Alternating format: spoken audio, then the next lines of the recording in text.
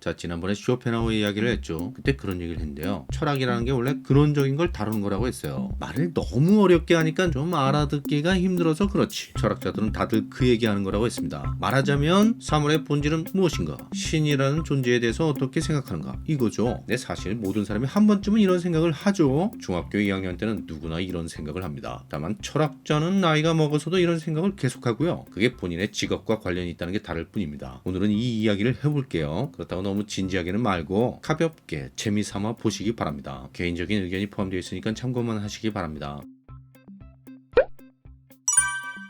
이전에 니체와 융이 쇼펜하우어 철학을 접하고 충격을 받았다고 했죠. 그러면서 세상을 바라보는 쇼펜하우어의 시각에 크게 공감하게 되었는데, 근데 그 이후에 이들은 결국 자기만의 길을 가게 돼요. 쇼펜하우어 철학이 충격이라고 했는데 이게 이들이 살았던 시기가 19세기라서 그래요. 요즘 사람들이 보기엔 전혀 특이할 게 없습니다. 아니, 사실 가장 보편화된 일반적인 시각일 수도 있어요. 말하자면 쇼펜하우어의 시각은 그냥 현대 과학이 바라보는 세계관과 비슷하다는 겁니다. 빅뱅 이후 우주가 탄생했고 태양계, 지구가 생겨났는데 지구 위에 생명체가 등장해서 진화 과정을 거쳐 인간이 되었다. 그리고 모든 생명체에는 DNA라는 게 있는데 이 DNA가 끊임없이 살아남기 위해 변화하면서 새로운 종을 탄생시켰고 인간도 그 중에 하나다. 뭐 이런 얘기입니다. 쇼펜하우어가 말하는 의지라는 개념이 리처드 도킨스의 이기적 유전자 개념과 비슷하다고 했죠. 실제로 과학자들 중에 쇼펜하우어 철학을 좋아하는 사람이 많아요. 아인슈타인과 다윈이 대표적이죠. 그리고 쇼펜하우어도 자연과학에 관심이 많아서 과학 공부를 열심히 했던 철학자입니다. 이 사람 철학이 불교 사상과 비슷한 것도 같은 맥락이에요. 종교 중에서 과학과 가장 충돌이 적은 종교가 불교라고 하죠. 쉽게 말해서 과학적인 세계관과 큰 무리 없이 잘 어울리는 게 쇼펜하우어 철학이고 불교라는 겁니다. 니체 역시 기본적으로 세상을 이렇게 보는 거예요. 니체는 쇼펜하우어가 쓴 의지와 표상으로서의 세계를 보고 크게 감명을 받고 철학의 세계에 입문하게 되는데요. 니체는 철학이 아니라 고전문헌학 교수였죠. 그러니까 만약 쇼펜하우어가 없었다면 철학자로서의 니체는 없었을 수도 있었다는 얘기입니다. 근데 이렇게 어떤 철학에 빠지게 되는 건 일부러 그렇게 하려고 노력해서 되는 건 아닌 것 같아요. 근데 내가 어떤 필요에 의해서 쇼펜하우어 철학을 한번 공부해 봐야겠다 해서 그렇게 되는 게 아니라 그냥 우연히 그 사람이 쓴 글을 보거나 그 사람에 대한 말을 들었는데 이상하게 빨려 들어가는 그런 경우가 많다는 겁니다. 니체가 바로 그랬어요. 오래된 서점에서 의지와 표상으로서의 세계를 발견하고 2주 동안 미친 듯이 빠져서 읽었다고 합니다. 그리고 칸트도 그랬죠. 이 사람은 규칙적인 생활로 유명하잖아요. 동네 사람들이 칸트가 산책하는 걸 보고 시계를 맞췄다고 하죠. 근데 칸트 일생에 딱 두 번 시간을 어긴 적이 있는데 하나는 프랑스 혁명이 일어났을 때고요. 다른 하나는 루소의 책 에밀을 읽었을 때라고 합니다. 자, 이게 왜 이렇게 되냐면요. 사실은 이미 내가 그 철학자와 비슷한 생각을 하고 있었던 경우가 많아요. 이 사람 봐라. 내가 있던 생각이랑 비슷한 생각을 하고 있잖아. 나만 그런 생각을 하는 줄 알았는데 이러면서 빨려 들어간다는 겁니다. 니체가 쇼펜하우어 책을 읽기 전에 이미 그리고 칸트가 에밀을 읽기 전에 이미 어느 정도는 그 책의 내용과 비슷한 생각을 하고 있었을 가능성이 크다는 겁니다. 지금까지 나처럼 생각하는 사람은 한 사람도 못 봤는데 그런 사람을 만나게 된 거죠. 게다가 그 사람이 자기보다 그런 생각을 먼저 했다는 걸 알게 된다면 어떻게 되겠어요? 반갑기도 하고 신기하기도 하고 그리고 궁금하기도 하고 이런 마음이 들겠죠. 그래서 빠지게 된다는 얘기입니다. 이 철학이라는 게요. 기질이나 성격과 관련이 있습니다. 니체가 그런 얘기를 해요. 철학이라는 게 기질 따라 간다고. 그리고 쇼펜하우어도 타고난 성격이 꽤 많은 걸 결정한다는 말을 하죠. 근데 이런 거예요. 나와 기질이 비슷한 사람이 비슷한 경험을 하게 되면 비슷한 세계관이나 가치관을 갖게 되겠죠. 그래서 내가 어떤 사람의 철학에 흥미를 느낀다면 그 사람과 내가 비슷한 면이 있을 가능성이 큰 겁니다. 끼리끼리 만난다고나 할까요? 그런 거죠. 하지만 결국 깊이 들어가면 또 조금씩 달라지죠. 어쨌든 세상에 똑같은 사람은 존재하지 않으니까요. 그래서 계속 새로운 게 나오는 거예요. 니체도 처음엔 쇼펜하우어 책을 보면서 맞네, 맞아, 이 양반이 진짜네 이러면서 읽었겠지만 시간이 지나면서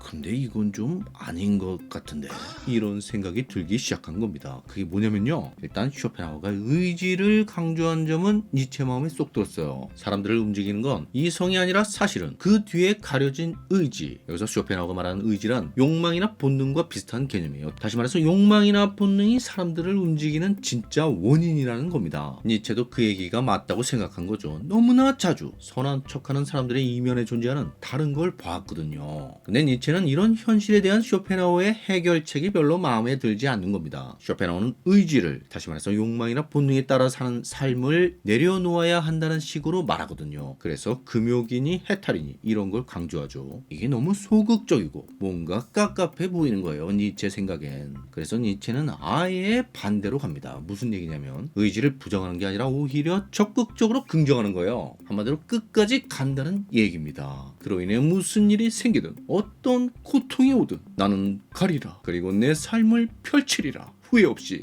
이거예요. 뭐 좀 그럴듯해 보이죠. 화끈하잖아요. 니체를 좋아하는 사람들은 이런 매력에 끌린 건데 하지만 쉽지 않아요. 니체처럼 사는 건 쉽지 않습니다. 당연히 니체 자신도 쉽지 않았을 테고요. 결국 정신적으로 문제가 생겼죠. 이전에도 한 얘기지만 개인적으로 니체 철학에서 좋아하는 부분은 이런 식의 막가는 느낌의 초인, 힘의 의지 뭐 이런 것보다는 아모르 파티, 운명이라고 하죠. 삶의 모든 순간을 마치 영원인 듯 사랑하라는 이 말이 참 멋있다는 생각이 들어요. 쇼펜하우어도 비슷한 얘기를 하긴 하는데 까르페 디엠, 이 순간에 충실하라는 얘기죠. 근데 니체 이야기가 좀 더 강렬하고 치열하게 느껴지는 건 맞아요. 조용필의 킬리만자로의 표범 가사처럼 빛나는 불꽃으로 타올라야지.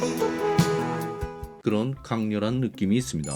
그리고 칼 융의 경우는 니체처럼 무슨 대안을 제시하는 게 아니고요. 쇼펜하우어의 논리에서 어떤 오류를 발견한 거예요. 물론 이건 융 자신이 보기에 그렇다는 겁니다. 철학이라는 게 무슨 수학처럼 딱 부러지게 정답 오답을 가를 수 있는 게 아니잖아요. 그냥 이게 맞다고 생각하는 사람이 있고 저게 맞다고 생각하는 사람이 있는 거죠. 본인 생각이 잘 정리되어 있고 그게 본인한테 의미가 있으면 그럼 된 거라고 봅니다. 융이 발견한 이 오류를 설명하자면 칸트까지 가야 합니다. 왜냐하면 쇼펜하우어 철학이라는 게 칸트 철학을 자기식대로 재해석하고 재구성한 것이기 때문이에요. 니체가 쇼펜하우어를 계승했다면 쇼펜하우어는 자기식대로 칸트를 계승한 셈이죠. 그래서 칸트 철학에 대해서 제대로 설명하는 건 좀 어렵고요. 다만 철저히 흥미 위주로 핵심만 말씀드릴게요. 융이 쇼펜하우어의 오류를 지적했다는 건 다른 게 아니라 쇼펜하우어가 칸트를 해석하는 거에 문제가 있다는 얘기예요. 그냥 거칠게 말하자면 칸트가 맞고 쇼펜하우어는 틀렸다는 겁니다. 아니 융은 철학자도 아니고 그냥 정신과 의사인데 자기가 뭔데 맞다 틀리다 하는 거죠?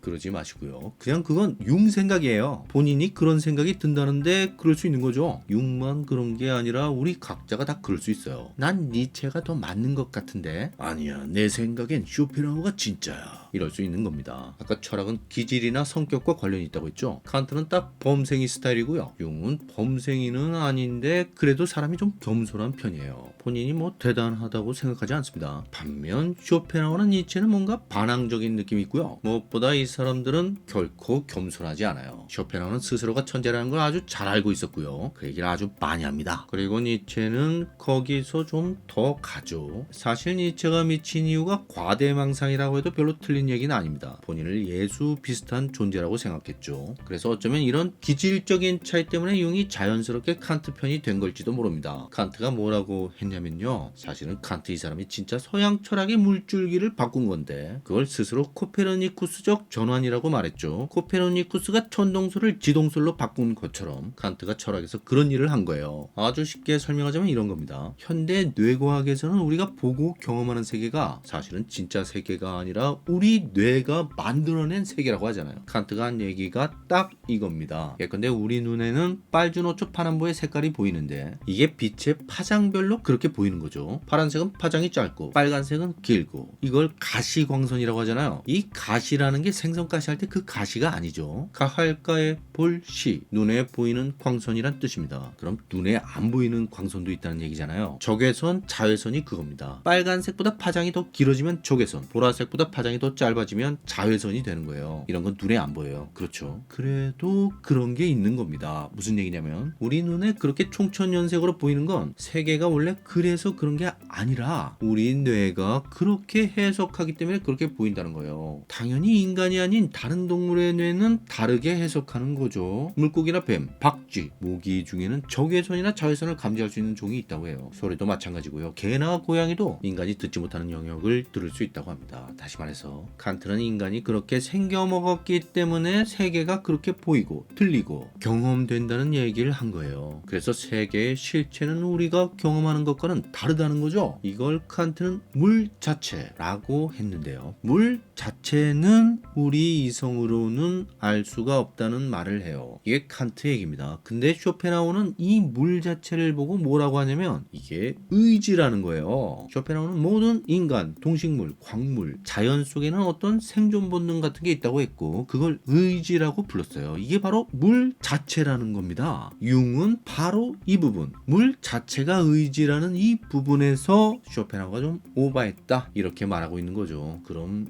융은 어떻게 생각하느냐? 칸트처럼 생각하는 겁니다. 물 자체는 모른다는 거죠. 그걸 왜 쇼펜하우어가 자기 마음대로 의지라고 단정해버리냐는 겁니다. 자, 좀 쉽게 말씀드리자면 그냥 이런 거예요. 칸트는 확실히 신앙심이 있었던 인물입니다. 신의 존재를 믿는 사람이에요. 하지만 철학자로서의 칸트는 이성으로는 신의 존재를 증명할 수 없다고 본 거죠. 이성의 한계를 긋고 그 이상은 모른다고 인정한 겁니다. 칼 융은 기존의 기독교 관점으로 볼 때는 좀 이상한 사람이었지만 그렇다고 무신론자도 아니에요. 그래서인지 융은 칸트의 그런 태도가 맞다고 본 거고요. 반면 쇼펜하우어나 니체는 적어도 기독교의 신은 철저히 부정한 인물들이었죠. 아마도 그래서 칸트가 모른다고 했던 부분을 본인들은 안다고 생각했던 걸로 보입니다. 신의 존재를 부정한다면 그렇게 볼 수도 있는 거죠. 다시 말해서 자기가 모른다고 생각하는 자들은 신을 인정하는 거고요. 자기가 안다고 생각하는 자들은 신을 인정하지 않는 거예요. 이건 융의 관점입니다. 융이 이런 말을 하거든요. 아무리 해도 알 수 없는 것, 그 모르는 것의 이름을 신이라고 한다. 자, 여기까지고요. 구독과 좋아요 부탁드리고요. 의견이나 질문을 댓글로 남기세요. 감사합니다.